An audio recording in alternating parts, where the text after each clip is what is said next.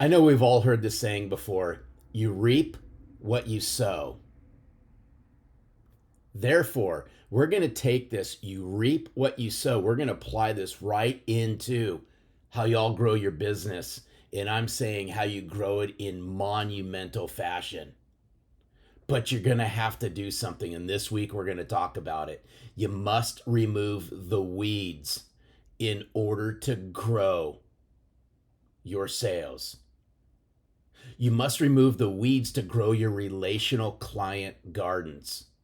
Now, some of y'all are going to go, hey, Larry, where are you going with this week about removing weeds and relational client gardens? Stick with me on it because we're going to unpack this together.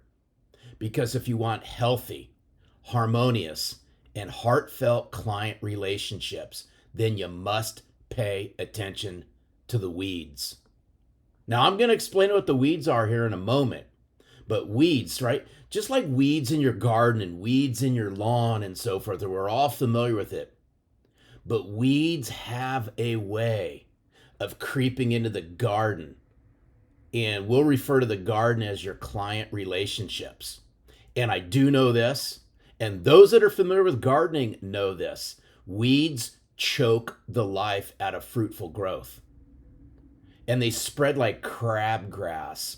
And they spread like crabgrass in your sales lawn. Your sales lawn being your client relationships. Weeds. Weeds thrive and weeds flourish when you don't pay attention to them. Now, are you starting to get where I'm going with this? Weeds thrive and flourish when you simply don't pay attention to them. Now, I want y'all to think about your client relationships because it applies directly to your client relationships. So here's some signs. I'm going to give you all some signs that you might be growing weeds in your client relationships. Y'all ready? After each one of these, I'm going to encourage each and every one of you, please think about these. Here's the first sign you might be growing weeds inside your client base is you only come around when you want something. And that something's a sale. Interesting, huh? You take more than you give. You leave people hanging by not following through with your commitments. Are you reflecting on this? Here's another one. You make promises you simply don't keep. You communicate inconsistently and sparingly. Here's another one. You are nowhere to be found when your clients need you the most. And lastly, here's another one. You become reactive instead of proactive with your communication. You become reactive. There's a lot of reactive people out there. They're going on the defense. I'm going to encourage everyone, go on the offense, remove the weeds, get proactive with your communication. You know what? Some of you might be going, well, I'm not sure. And you know where I'm going with this because what I just shared is all the excuses when I just went, because that's what y'all do. You allow weeds to grow in your client relationship gardens because you simply don't pay attention to them. Here at Selling from the Heart, we just call it giving a rip. Here's the question I want you all to think about this week. And yes, this is a direct message because this all has a tie-in to your revenue, your referrals, and your profitability.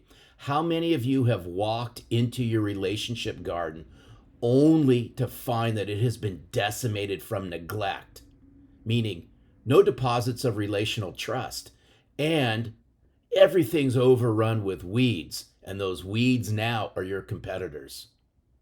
But I do know this, a sales professional never skips a day in cultivating their relationship garden. They just simply give a rip. They do this. They realize the more they tend to their garden, the more the relationships soon blossom. Those relationships, those real relationships turn into real revenue, which turn into real profitability. Thus, more referrals, more sales sustainability. This week, attend to your client's relationship garden, remove the weeds, and give a rip. Thank you for everyone as we're bringing this message to selling from the heart to the forefront. Without you, this just doesn't exist, because I do know this. Your clients and your future clients, they'd rather connect and do business with a sales professional who sells from the heart as opposed to one who is an empty suit. Have an amazing week.